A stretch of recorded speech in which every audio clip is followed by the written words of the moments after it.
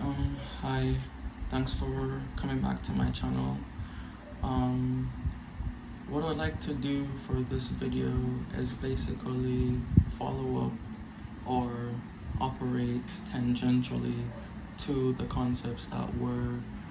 discussed in the previous video and kind of expound upon them in a different perspective, looking at how it is that there happens to be some form of relationship between the two ideas,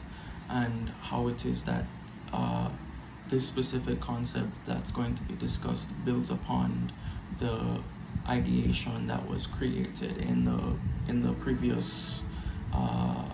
conceptualizations. Um, so this is uh, something that I think should also be looked into because of the depth of understanding that it could provide with your mode of being and how it is that you orient yourself within the socioeconomic landscape. All right, so I wanted to basically have this, you know, create an extra layer of complexity just for my own personal uh, uh, output with regards to these specific types of abstract concepts that we're looking into essentially. So the topic for this specific video would be structure and its relationship to psychological state, uh, basically. Um, in the previous video, we looked at the psychology of thought, um, and basically we looked at the different structures or um, complex mental modeling that takes place with the type of thought processes that take place within a specific individual's consciousness. Now, we're looking at structure in relation to that specific proportion of psychological uh, capacity, and how it is that it builds upon the ideation that was presented previously. So what we want to talk about, as previously done, we're going to look at the discussion of this specific topic through just questions that were prepared, and me basically going about answering those questions and explaining them in the best possible way to add the most value that could be gained from this specific type of medium and discussion that we're having. So the first question says, what is structure and why do human beings seem to need it? Um, there are,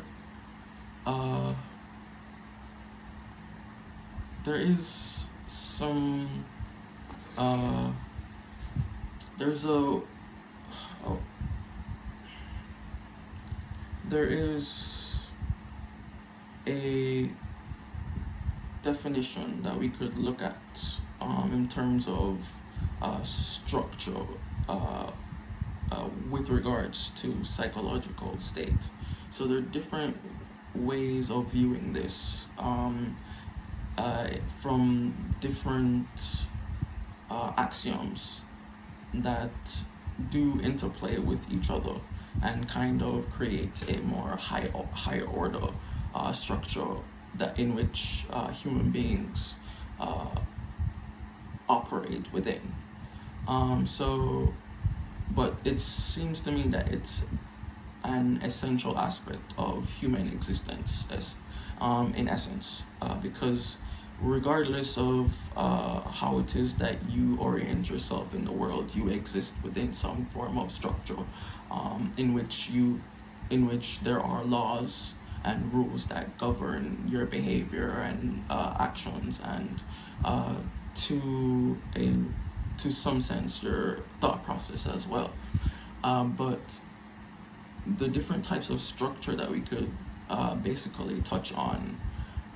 would be related to the idea that structure enables us to basically create a complex system or edifice, or even a network in which there is some higher order principle engaged or governing the structure and system in itself for a specific outcome, essentially. And we see those things taking place in our biological structure, where in terms of our sleep cycles, eating patterns, circadian rhythms, these types of things that govern our body, and how it is that our internal clock essentially regulates itself with our bowel movements, the time that we go to sleep, how it is that daylight affects our ability to be awake, our eating patterns, depending on how it is that you consume food, and the microbiome digests and gives you proper nutrients. So there is structure there within the organic biological state at the molecular level, and it just exists within us, and obviously throughout the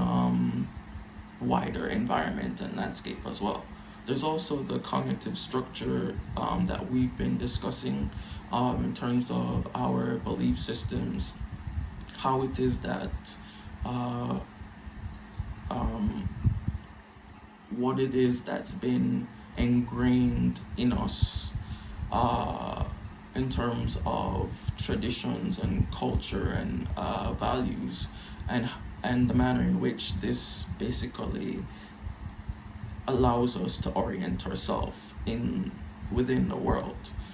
So you have those belief systems, you have mental modeling, things that we create in order to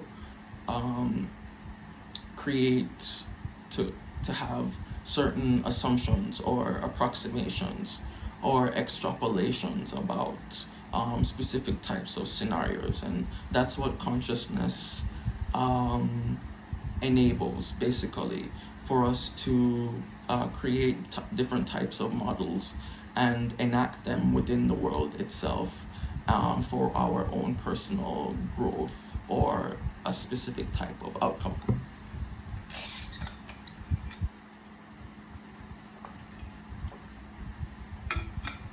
There's also the social structure,